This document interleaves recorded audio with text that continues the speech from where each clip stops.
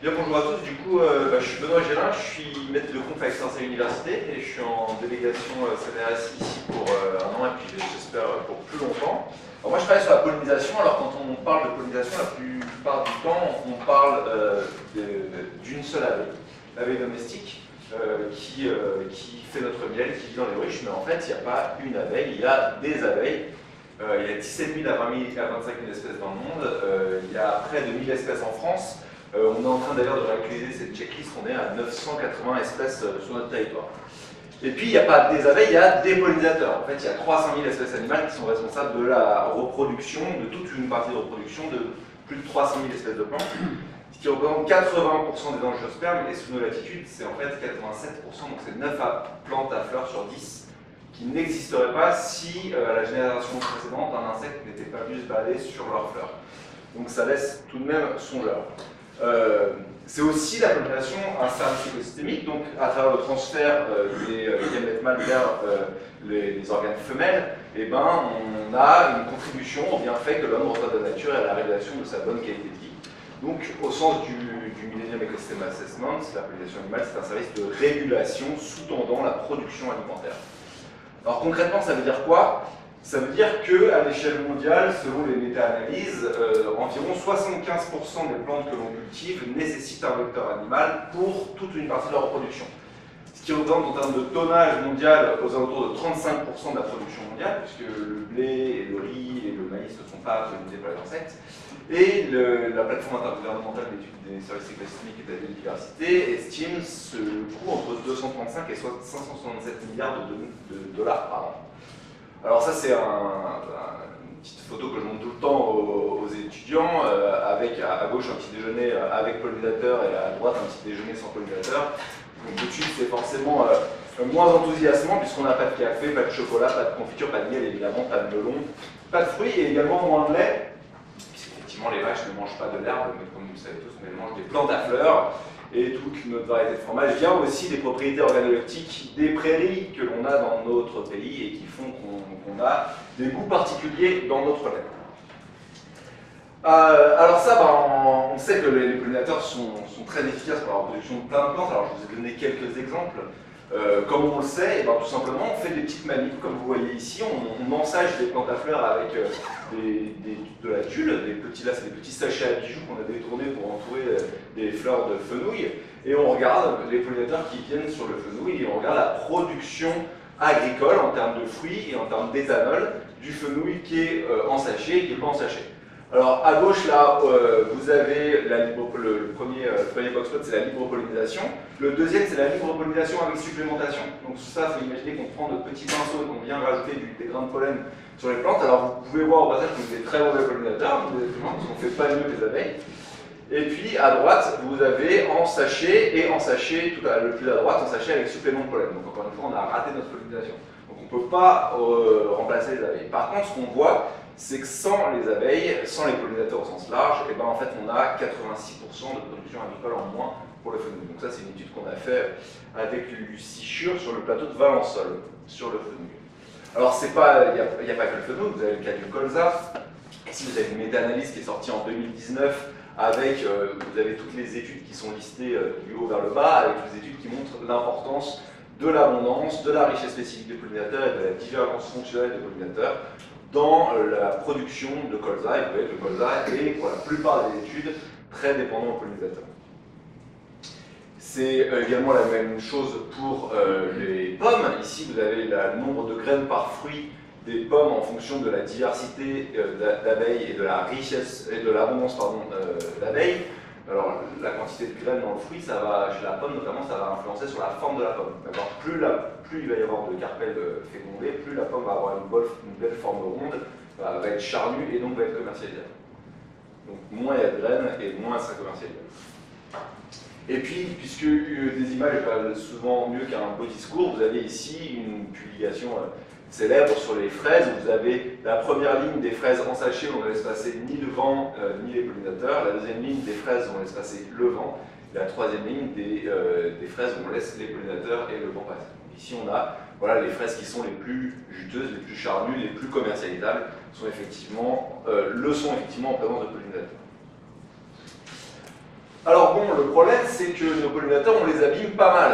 Vous avez sans doute entendu parler de cette étude en Allemagne qui montre que la biomasse d'insectes volant dans les zones protégées a diminué de 75% en l'espace de seulement 27 ans. Et encore une fois, on est dans des zones protégées, c'est dans des milieux naturels que ces captures ont été effectuées, à l'aide de tentes manettes. Une étude encore plus récente, faite par de nouveau des collègues allemands, montre que là, on a un déclin en seulement une dizaine d'années. Vous voyez, entre 2008 et 2017, on a un déclin de la biomasse, de l'abondance et du nombre d'espèces de respectivement 67, 78 et 34%. En seulement 10 ans, et de nouveau dans des prairies et dans des forêts. Donc on n'est pas dans des zones agricoles, on est dans des zones plutôt protégées. Alors c'est exactement pareil, là vous avez les arthropodes au sens large, mais c'est exactement pareil pour les abeilles. Ici vous avez une étude anglaise qui montre la diminution en bleu des populations d'abeilles et la diminution en rouge des populations de cirques au fur et à mesure du temps. Et puis, je veux dire, des études qui montrent la disparition des abeilles due aux anopratiques, il y en a des dizaines, et ça depuis plus de 30 ans, les pollinisateurs décroissent à un rythme effarant. La dernière méta-analyse d'Eduardo Zattara et de Marcelo Eisen montre qu'il y a 25% des abeilles à l'échelle mondiale qui sont menacées d'extinction. Alors, pour notre production agricole, on peut se dire oui, mais c'est pas grave, toute cette diversité d'abeilles, finalement, ça ne nous est pas très utile. Nous, il y a une abeille qu'on sait vachement bien gérer, qui est Apis mellifera, on va la mettre partout dans nos champs, et puis elle va bien faire le job. Malheureusement, eh ben, c'est pas forcément tout le temps le cas. Déjà parce qu'Apis mellifera, eh ben, elle est très particulière, elle peut polliniser qu'une partie des plantes, même si, bon, voilà, pour certaines plantes, eh ben, on la mobilise énormément. Vous avez bien évidemment le cas des amandiers, avec 2 millions de ruches qui sont importées localement chaque année en Californie pour la production des amandiers. Donc c'est plus de 80% du cheptel états-unien qui est ramené en Californie pour la production d'amandes.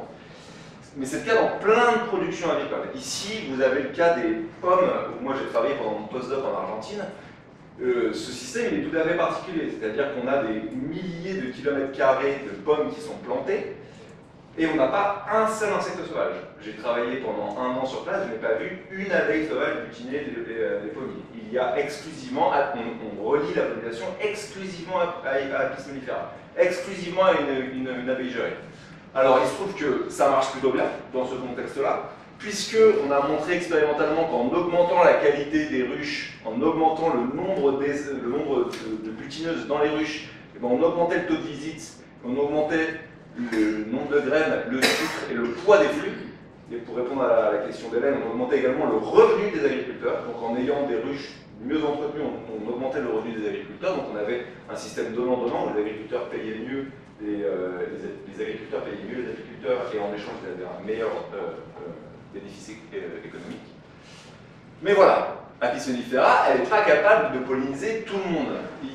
Ici vous avez une méta-analyse réalisée par Luca Garibaldi en 2013, basée sur les chiffres de la FAO, qui montre que pour plein d'espèces, en vert vous avez Apis mellifera qui butine les plantes à fleurs, et vous voyez que pour pas mal de cultures, quand la barre verte croise le zéro, ça montre qu'il y a des études qui montrent que ça n'a pas vraiment un effet positif, Apis mellifera sur la pollinisation, d'autres qui montrent que c'est un effet positif. Mais on n'est pas sûr. D'une manière générale, la méta-analyse ne montre pas à coup sûr qu'Apis mellifera a un effet positif sur la reproduction de certaines cultures. Et en orange, vous avez les insectes, enfin en rose, vous avez les insectes pollinisateurs sauvages. Et vous voyez que pour plein de cultures, le coton, les cerises, le café, le kiwi, les fraises, les pumpkins, les pastèques, etc., et ben, Apis mellifera est très mauvaise pour reproduire toutes ces cultures-là. Donc en fait, on ne pourra pas toujours appeler Apis mellifera à la rescousse pour cultiver nos plantes. Ici, vous avez un exemple qui est très marquant, publié en 2018 dans Nature, qui montre l'importance d'avoir une diversité d'abeilles à l'échelle régionale pour polliniser 3 cultures majeures qui sont ici la pastèque, les cranberries et les myrtilles. Et vous voyez qu'en fait, ils ont étudié à chaque fois une quinzaine de sites pour les 3 cultures, et ils ont développé un indice de pollinisation qui montre ici que c'est des seuils de pollinisation. Si on veut avoir un seuil de pollinisation de l'ordre de 75% pour tous nos sites, eh ben, il faut avoir à minima, à l'échelle régionale, 20 espèces d'abeilles. Et si on prend les 3 cultures ensemble, eh ben, si on peut avoir un indice de pollinisation de l'ordre de 75% pour les 15 sites, eh ben, il faut avoir à minima 80 espèces d'abeilles en train de butiner. Ça pour quelle raison? Parce qu'il y a un turnover à l'échelle régionale, c'est-à-dire que toutes les espèces ne sont pas actives au même moment, toutes les fleurs ne sont pas actives au même moment, toutes les abeilles ne sont pas efficaces à tous les moments pour polliniser toutes les cultures, donc il faut des structures particulières, la présence de poils, où sont placés les poils, la taille de la langue, est-ce qu'elle est courte, est-ce qu'elle est longue, l'abondance de chacun des insectes, etc., etc. On va avoir toute cette variabilité au sein des abeilles qui va influencer le succès reproducteur de ces cultures. Et puis, l'autre souci, c'est que le stock d'abeilles domestiques, on est capable d'en produire plus à l'échelle mondiale, mais on n'en produit pas aussi rapidement que la demande pour la pollinisation entomophile augmente. Ici, vous avez la carte européenne des mismatchs entre présence de stock d'abeilles domestiques et demande pour le service de pollinisation. Et vous voyez que quand c'est en jaune, il y a une forte demande et il y a un faible stock. Et que dans tout le bassin parisien, par exemple, grosse zone de production d'oléagineux type colza et tournesol, et ben on n'a pas assez de stock pour accomplir le service de pollinisation, donc on est obligé d'importer via des camions les abeilles domestiques pour polliniser. Ici, vous avez l'augmentation entre 1960 et 2016 de la dépendance des cultures, de la superficie de cultures dépendantes aux pollinisateurs. Et vous voyez que les plantes qui sont les plus dépendantes aux pollinisateurs sont celles qui ont augmenté le plus rapidement. Une augmentation de 600% en 50 ans de la demande pour ces plantes qui sont dépendantes des pollinisateurs. Alors, quelles sont ces plantes-là? Eh bien, ces plantes-là sont extrêmement majoritairement des plantes oléagineuses, comme le tournesol et le colza, pour produire du biocarburant, principalement. Donc on produit du biocarburant, et pour produire du biocarburant, on a besoin d'abeilles domestiques. Le seul problème, c'est que ce stock annuel d'abeilles domestiques grandit, mais ne grandit pas aussi rapidement que la dépendance aux cultures. Ici, vous avez l'accroissement du nombre de la quantité de production d'abeilles domestiques dans chacun des pays. Et vous voyez, par exemple, aux États-Unis, ça baisse. On a au fur et à mesure des années, on a de moins en moins de stocks d'abeilles domestiques disponibles. Et ça veut dire quoi? Ça veut dire que pour certaines cultures, on va avoir de la pollen limitation, donc des limitations de pollen. On n'a plus assez de pollen, on ne produit plus assez de ruches pour pouvoir polliniser nos cultures. Ici, vous avez le cas des pommiers aux États-Unis, dans le Michigan et en PA, je sais pas c'est quoi, c'est Pennsylvanie, ouais, Pennsylvanie. Et vous avez 100% des cultures qui ont été étudiées qui sont en déficit de pollen pour les pommes. C'est également le cas pour les cerises, c'est également le cas pour les blueberries, etc., etc. Donc en fait, on n'arrive plus à produire autant d'abeilles domestiques qu'on en aurait besoin pour nos cultures. Dans le cas de l'Argentine, une année, l'Argentine a été obligée d'importer par bateau des ruches depuis l'Australie jusqu'en Argentine pour amener des ruches sur leur culture. Sachant que les pommes sont la troisième exportation en termes de valeur ajoutée de l'Argentine vers l'Europe. Je vous laisse imaginer l'importance de l'exportation pour ne pas dévaluer sa monnaie et pour pouvoir avoir une sécurité alimentaire et économique pour les Argentins, c'est énorme. Et donc si on n'importe pas de ruches, eh ben, on n'a pas de pommes, et si on n'a pas de pommes, on a une crise économique. Et le problème, c'est que dans ce cas-là, en 2015, ils ont été dépendants des Australiens. Si les Australiens ferment les frontières et disent nous, on ne vous donne pas de ruches, eh ben, c'est la production de pommes qui s'effondre. Le problème étant pas uniquement sur la quantité, mais également sur la qualité. La pollinisation permet également d'accroître les valeurs nutritionnelles des aliments. Ici, vous avez le cas des amandes qui sont bien charnues, bien formées, qui ont plus d'oméga 3 dans leur tissu que les amandes qui ont été peu pollinisées ou qui sont mal formées. C'est le cas également pour les pommes. Je vous ai montré tout à l'heure ce graphique. Les pommes qui ont été bien pollinisées, qui ont eu suffisamment de visites, qui ont tous les carpels pollinisés, et ben, ont plus de sucre dans leur tissu. Il y a plus d'investissement maternel de la part de l'arbre dans ces pommes-là qui va donner plus de sucre. C'est également le cas pour les fraises qui se conservent plus longtemps. Ici, vous avez un graphique de fruits qui sont infectés et vous avez les pollinisations, la open pollinisation qui sont en rouge. Et vous voyez que l'open pollinisation développe moins de champignons que les plantes qui ont été élevées sous serre et qui moisissent, qui pourrissent plus rapidement. Et puis, la dernière chose auquel on ne pense pas souvent, c'est également les impacts sur notre santé, puisque 90% de la vitamine C d'origine naturelle que l'on mange sont issus de plantes pollinisées par les insectes. C'est le cas également des lipides, c'est le cas également de la vitamine A, c'est le cas également de l'acide folique. Et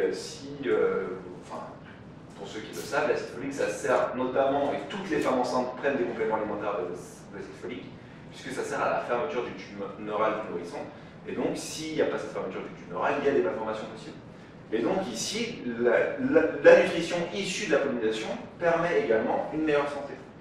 Vous avez sans doute entendu parler de cette publication qui est sortie tout récemment, il y a 15 jours, qui montre la surmortalité humaine en cas de déficit de pollinisation de nos cultures. Alors évidemment, c'est basé sur de la modélisation, ça demande à être pris avec des grosses pincettes, il faut bien décortiquer l'article, ce que je n'ai pas forcément le temps de faire.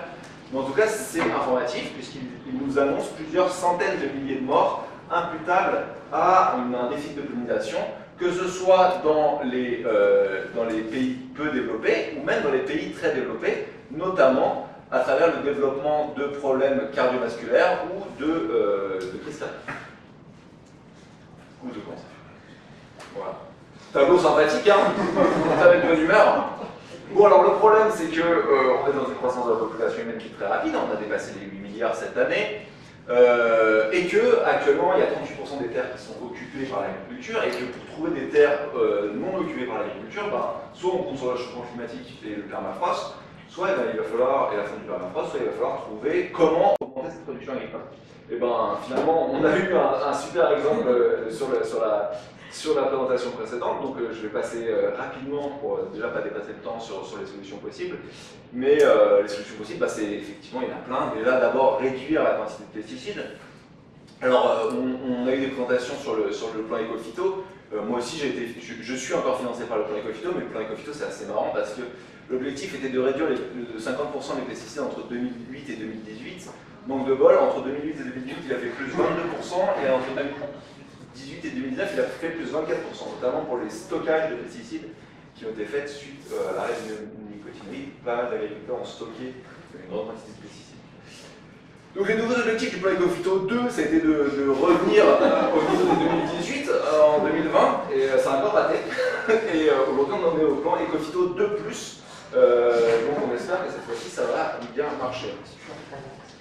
Alors, par contre, pour les solutions à l'échelle du paysage, on sait, on commence à avoir pas mal d'idées. Donc là, c'est une étude de Leonard Faye qui montre que des petits champs, des champs de l'ordre de 2 hectares, ont une plus forte diversité à l'intérieur de leur parcelle.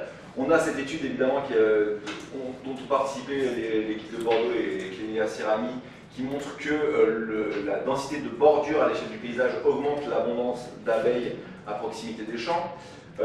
C'est le cas également pour l'hétérogénéité du paysage. Ici, vous avez une meilleure hétérogénéité et une plus grande hétérogénéité montre une plus forte abondance d'abeilles et une plus forte richesse spécifique également. Nous, sur le fenouil, sur le plateau de Valençon, on a également montré la même chose. Donc, on s'est intéressé à l'indice d'interjection et de juxtaposition, qui est un indice proxy de l'hétérogénéité, où on montre exactement la même chose, une plus grande abondance et une plus grande richesse en famille d'insectes. Avec l'augmentation de l'hétérogénéité, et également un meilleur rendement du fenouil avec une plus forte hétérogénéité. Et puis pour finir, ça c'est un travail que j'ai effectué en Afrique du Sud, où l'on montrait que plus on s'éloignait des milieux naturels, moins on avait de diversité fonctionnelle dans nos champs. Donc là c'est la distance à l'habitation naturelle, et là c'est la diversité fonctionnelle d'insectes. Et plus on s'éloignait, plus cette diversité fonctionnelle baissait, et moins on avait de pollinisation sur nos mondes. Donc voilà, petite photo d'un paysage qui serait à peu près idéal pour les abeilles, avec, vous voyez, des cultures, des mass flowering crops, des cultures à pollinisation automophile, qui sont avec des temps de floraison pas forcément synchrones, des milieux semi-naturels, des prairies, et un peu de sol nu ici pour laisser nicher les abeilles terricoles. Voilà, je vous remercie de votre attention.